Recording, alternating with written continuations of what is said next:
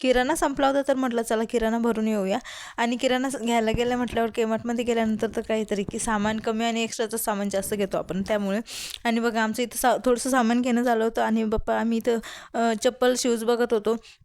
त्यानंतर सामान घेऊन घरी आलो बघा पिल्लूसाठी हा शूज आणला होता. आवश्यकता नव्हती पण कसं असतं ना, आवडलं म्हणजे आपण घेऊनच घेतो. त्यानंतर शूज वगैरे आणलं, सामान भरलं आणि नंतर माझ्या भाचीचा बड्डे होता तर आम्ही गेलो इथं बड्डेसाठी.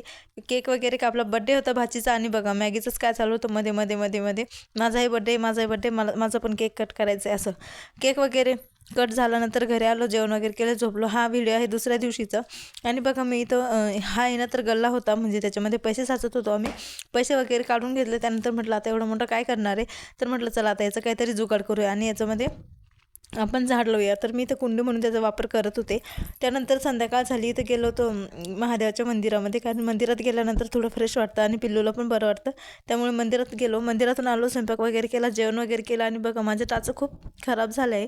त्यामुळे म्हटलं चला पायांना थोडंसं गरम पाण्यामध्ये टाकू, पायांना थोडंसं शेकून घेऊ आणि नंतर ही मी इथं क्रीम आणली आहे तर ती क्रीम यूज करते. तर असा होता माझा आजचा दिवस.